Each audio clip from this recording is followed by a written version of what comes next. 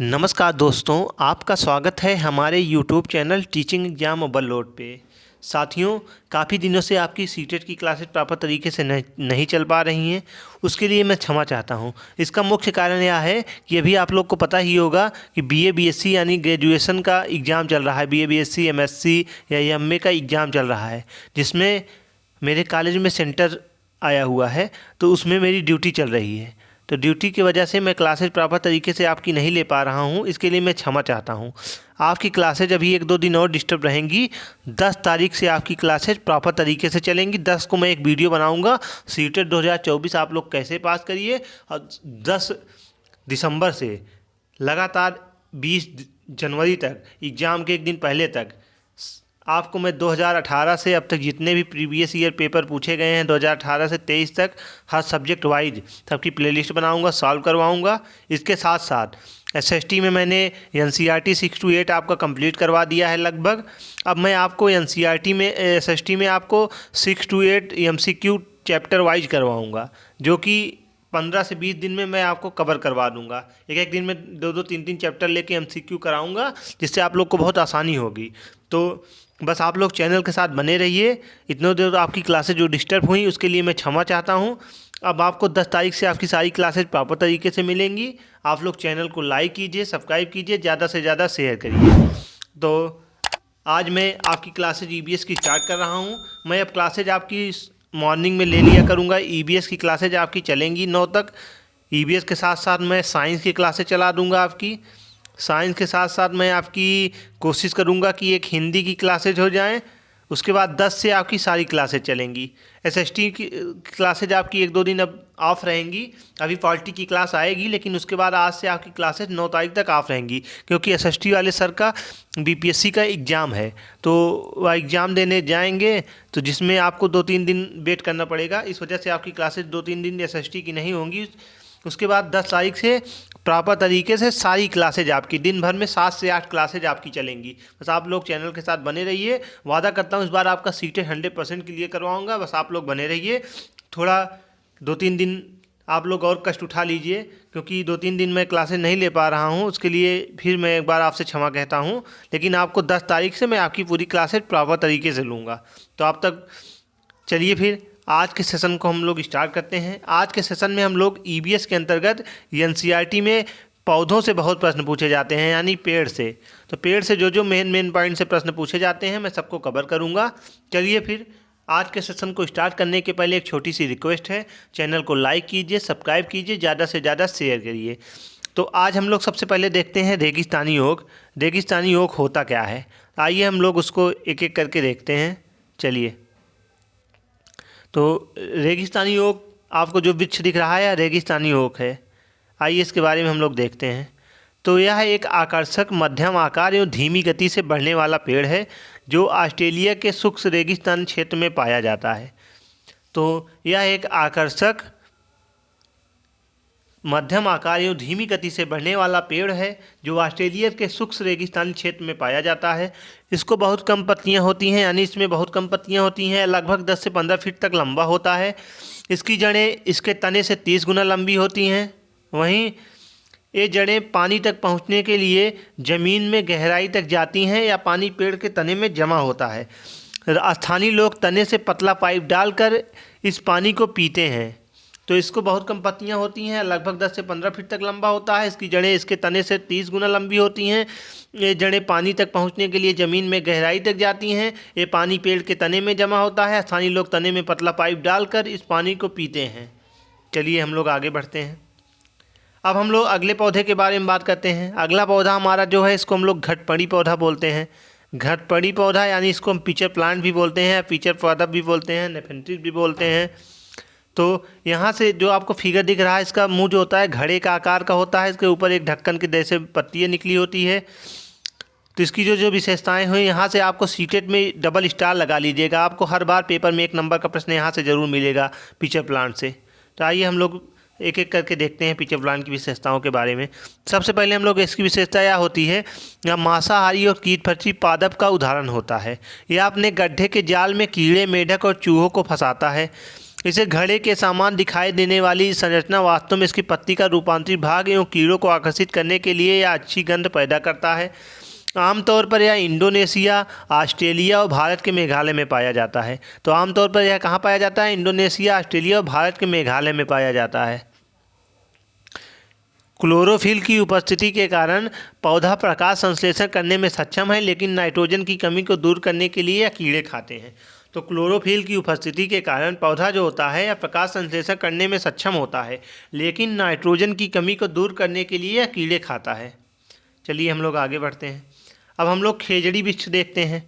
तो आपको जो फिगर में दिखाया जा रहा है यह क्या है? इसी को हम लोग खेजड़ी वृक्ष बोलते हैं। खेजड़ी वृक्ष इसी को हम लोग बोलते हैं। चलिए हम लोग खेजड़ी वृक्ष के बारे में एक एक करके देखते हैं। तो खेजड़ी के पेड़ जो होते हैं राजस्थान में पाए जाते हैं। खेजड़ी के पेड़ राजस्थान में पाए जाते हैं। यह वृक्ष मुख्यतः रेगिस्तानी क्षेत्रों में पाया जाता है। इसे अधिक जल की आवश्यकता नहीं होती है। इसके फलों को एक समृद्ध प्रोटीन स्रोत के रूप में पाया जाता है, खाया जाता है। वहीं पेड़ की छाल का उपयोग औषधि के रूप में किया जाता है। इसकी फलियों में सब्जियां बनाई जाती हैं। कीड़े इसका लकड़ी को नुकसान नहीं पहुंचा सकते। या छायादार वृक्ष है, इसकी छाया में बच्चे खेलना पसंद करते हैं। तो खेजड़ी के जो पेड़ होते हैं राजस्थान में पाए जाते हैं। यह वृक्ष मुख्यतः रेगिस्तान क्षेत्रों में पाया जाता है। इसे अधिक जल की आवश्यकता नहीं होती है। इसके फलों को एक समृद्ध प्रोटीन स्रोत के रूप में खाया जाता है। पेड़ की छाल का उपयोग औषधि के रूप में किया जाता है। इसकी फलियों में सब्जी बनाई जाती है। वहीं कीड़े इसकी लकड़ी को नुकसान नहीं पहुंचा सकते। यह छायादार वृक्ष है, इसकी छाया में बच्चे खेलना पसंद करते हैं। बरगद का पेड़ के बारे में देखते हैं। तो बरगद के पेड़ की जो विशेषताएं होती हैं, यह पेड़ 200 साल तक जीवित रह सकता है। तो यह पेड़ जो होता है यह 200 साल तक जीवित रहते हैं।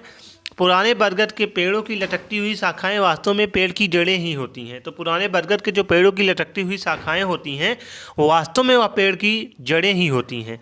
ये शाखाओं से नीचे बढ़ती हैं जब तक कि वह अपने ज़मीन तक नहीं पहुंच जाती। ये जड़ें खंभे की तरह होती हैं जो पेड़ को मजबूत सहारा देती हैं। वहीं बरगद के पेड़ की जड़ें भी ज़मीन के नीचे होती हैं जैसे दूसरे पेड़ों की होती हैं। तो बरगद के पेड़ की जो जड़ें होती हैं ज़मीन के नीचे होती हैं जैसे दूसरे पेड़ों की जड़ें होती हैं। इसकी पत्ती जो होती है वह छाल बीजों में दस्त, मधुमेह, मूत्र विकार जैसी बीमारियों के इलाज के लिए औषधि का महत्व होता है। तो इसकी जो पत्तियां होती हैं वह छाल, बीजों में दस्त, मधुमेह, मूत्र विकार जैसी बीमारियों के इलाज के लिए इसे औषधि के रूप में उपयोग किया जाता है। चलिए हम लोग आगे बढ़ते हैं। अब हम लोग क्रोटोन के पौधे को देखते हैं। तो क्रोटोन का वृक्ष जो होता है इसकी विशेषताएं यह होती है, इसको किसान लोग खेतों में लगाते हैं। और जब इस पेड़ को पानी की बहुत ज़्यादा ज़रूरत होती है, जब आपके खेत में पानी की आवश्यकता होती है तो ये पेड़ पत्तियां मुरझाने लगती हैं। तो किसानों को पता चल जाता है कि खेतों में पानी देना है। तो क्रोटोन का वृक्ष की जो विशेषताएं होती हैं, क्रोटोन पौधे जो होते हैं वह ज़मीन के बारे में उसकी दशा को बता देते हैं। पानी से सिग्नल दे देते हैं। क्रोटोन पौधे को जड़ ज़मीन से ज़्यादा गहरी नहीं होती है। जब मिट्टी सूखने लगती है तो इस पौधे की पत्तियां सूखने लगती हैं और झड़ने लगती हैं, जिससे मिट्टी का पता चल जाता है मिट्टी सूख रही है या एक प्रकार का सिग्नल होता है। चलिए हम लोग आगे बढ़ते हैं। अब हम लोग सब्जियों के जन्म स्थान के बारे में देखते हैं। तो सब्जियों के जन्म स्थान के बारे में बात किया जाए तो दक्षिण अमेरिका से क्या आया था? मिर्च आई थी, आलू आई थी, अमरूद आया था, टमाटर आया था, मूंगफली आया था। यहाँ से आपको एक नंबर का प्रश्न हर बार सीटेट में पूछा जाता है, तो यह एक इम्पॉर्टेंट पॉइंट बन सकता है। तो सब्जियों के जन्म स्थान के बारे में जब हम लोग बात करेंगे तो दक्षिण अमेरिका से क्या क्या आया था? मिर्च आई थी, आलू आया था, अमरूद आया था, टमाटर आया था, मूंगफली आया था। अफ्रीका से बात किया जाए तो अफ्रीका से काफ़ी और भिंडी आई थी। अफ्रीका से क्या आई थी? काफ़ी और भिंडी आई थी। यूरोप से बात किया जाए तो यूरोप से गोभी और मटर आई थी। यूरोप से क्या आया था? गोभी और मटर आया था। चीन से बात किया जाए तो चीन से सोयाबीन आया था। तो चीन से क्या आया था? सोयाबीन आया था। असम से बात किया जाए तो असम से चाय आया था। भारत में क्या क्या मिलता है? बैगन, केला, सेम, करेला, आम, बेर, मूली, पालक, परवल, टिंडा, मेथी, संतरा आदि जो थे यह भारत के हैं। तो एक बार फिर से इसको देख लीजिए, यहाँ से आपको एक नंबर का प्रश्न जरूर मिल जाएगा। दक्षिण अमेरिका से मिर्च, आलू, अमरूद, टमाटर, मूंगफली आया था। अफ्रीका से काफ़ी और भिंडी आया था। वहीं यूरोप से बात की जाए तो गोभी और मटर आया था। चीन से सोयाबीन आया था। असम में चाय मिलती है, प्रसिद्ध है। और भारत में बैगन, केला, सेम, करेला, आम, संतरा, बेर, मूली, पालक, परवल, टिंडा एवं मेथी आई थी। अब हम पौधे का भाग जिसे हम लोग खाते हैं इसके बारे में देखते हैं। तो पौधों की बात जब खाने की बात की जाए तो मूली, गाजर, चुकंदर, टेपियोका, शकरकंदी आई थी। पौधे का भाग जिसे हम लोग खाते हैं, तो सबसे पहला आता है जड़। जड़ में मूली, गाजर, चुकंदर, टेपियोका, शकरकंदी होती है। तना की बात की जाए तो आलू, प्याज, अदरक होता है। उसके बाद पत्तियों की बात की जाए तो पत्तियों में आप लोग क्या क्या खाते हैं? धनिया खाते हैं, पत्ता गोभी खाते हैं, अरबी खाते हैं, पालक खाते हैं, कड़ी पत्ता खाते हैं। बीज में बात किया जाए तो चना, बाजरा, सरसों, गेहूं, धान आदि। फूल में बात किया जाए सहजन, केला, कचनार, और फली में मटर। तो पौधे का वह भाग जिसे हम लोग खाते हैं उसमें आता है जड़, मूली, गाजर, टेपियोका और शकरकंद। तने में बात की जाए तो आलू, प्याज, अदरक हो जाएगा। पत्ती धनिया, पत्ता गोभी, अरबी, पालक, कड़ी पत्ता। बीज में बात किया जाए तो चना, बाजरा, सरसों, गेहूं, धान। फूल की बात की जाए सहजन, केला, कचनार। फली में बात की जाए तो मटर।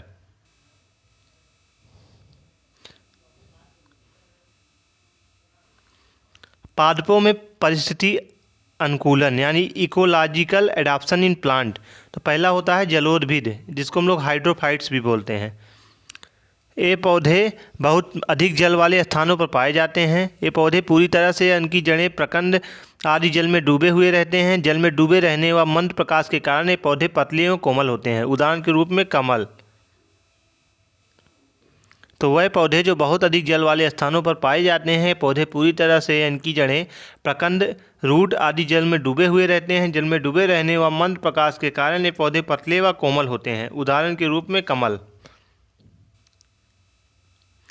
समोद्भिद की बात करें, इसको मेसोफाइट्स भी बोलते हैं। तो ये पौधे जो होते हैं सामान्य स्थानों पर उगते हैं, जहाँ की मिट्टी ना तो अधिक शुष्क या ड्राई हो और ना ही बहुत अधिक नमी वाली होती हैं। इन पौधों को मिट्टी में ऑक्सीजन व खनिज लवण भी पर्याप्त मात्रा में मिलते हैं। स्थलीय पौधों में ये पौधे सबसे अधिक पाए जाते हैं। इसके अंतर्गत वन, बाग, बगीचे, खेत आदि में उगने वाले सभी सामान्य पेड़ पौधे आते हैं। तो समोद्भिद किसे कहता है? मेसोफाइट, जिसको हम लोग किसको कहते हैं? तो वह पौधे जो सामान्य स्थानों पर उगते हैं, जहाँ की मिट्टी ना तो बहुत अधिक शुष्क या ड्राई हो और ना ही बहुत अधिक नमी वाले होते हैं। इन पौधों की मिट्टियों में ऑक्सीजन व खनिज लवण, जिसको हम लोग मिनरल साल्ट भी बोलते हैं, पर्याप्त मात्रा में मिलते हैं। स्थलीय पौधों में ये पौधे सबसे अधिक पाए जाते हैं। इसके अंतर्गत वन, बाग, बगीचे, खेत आदि में उगने वाले सभी सामान्य पेड़ पौधे आते हैं। इसको हम लोग मेसोफाइट्स भी बोलते हैं। चलिए हम लोग आगे बढ़ते हैं। अब हम लोग मरुभिद के बारे में बात करते हैं, जिसको सेरोफाइट्स भी बोलते हैं।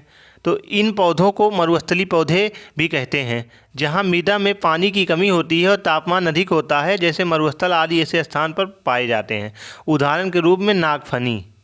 उदाहरण के रूप में क्या होता है? नागफनी। तो इन पौधों को हम लोग मरुस्थलीय यानी डिजर्ट प्लांट भी कहते हैं, जहाँ मृदा सॉइल भी पानी की कमी होती है और तापमान अधिक होता है, जैसे मरुस्थल आदि ऐसे स्थान पर ये पौधे पाए जाते हैं। उदाहरण के रूप में नागफनी आदि। चलिए आगे बढ़ते हैं। अब हम लोग लवणोद्भिद बात करते हैं, जिसको हम लोग हेलोफाइट्स भी बोलते हैं। तो ये वृक्ष खारे पानी में उगता है। तो यह वृक्ष खारे पानी में उगता है। उदाहरण के रूप में साल्ट मार्श घास या मैंग्रोव वन। तो साल्ट मार्श या मैंग्रोव वन इसको भी हम लोग कहते हैं। चलिए तो आज के सेशन को हम यहीं समाप्त करते हैं। आज के सेशन में पौधों के बारे में पढ़ा। पौधों से जितने भी पॉइंट बनते थे मैंने सबको कवर कर दिया। अगर सीटेट में पेड़ से भी प्रश्न पूछा जाएगा तो इससे बाहर आपके एक भी प्रश्न नहीं बनेंगे। मैं आशा करता हूँ यह सेशन आपको आसानी से समझ में आया होगा। आप कमेंट में ज़रूर बताइएगा आपको ये सेशन कैसा लगा। तथा आप सीटेट की प्रॉपर तरीके से टॉपिक वाइज तैयारी करना चाहते हैं, हमारे चैनल के साथ जुड़ जाइए। हमारे चैनल पर सीटेट की प्रॉपर तरीके से टॉपिक वाइज क्लासेज स्टार्ट कर दी गई हैं। काफ़ी दिनों से क्लासेज नहीं चल रही थी, इसके लिए मैं क्षमा फिर से चाहता हूँ, एक बार क्षमा कहता हूँ आपसे। क्लासेज आपकी अब फिर से प्रॉपर तरीके से चलेंगी। 10 तारीख से आपकी सारी क्लासेज प्रॉपर तरीके से अपने पुराने टाइम टेबल के हिसाब से चलेंगी। तो आप लोग चैनल के साथ बने रहिए। चैनल को लाइक कीजिए, सब्सक्राइब कीजिए, ज़्यादा से ज़्यादा शेयर करिए। तथा इस क्लास की आप PDF प्राप्त करना चाहते हैं तो डिस्क्रिप्शन बॉक्स में मैंने टेलीग्राम का लिंक दिया हूँ। आप लोग टेलीग्राम के लिंक से जुड़ जाइए। वहाँ पे आपको टेलीग्राम के ग्रुप में सारी नोट्स और क्लास की PDF वहीं मिलेंगी। चलिए फिर कल फिर मिलते हैं किसी नए सेशन के साथ। तब तक के लिए धन्यवाद।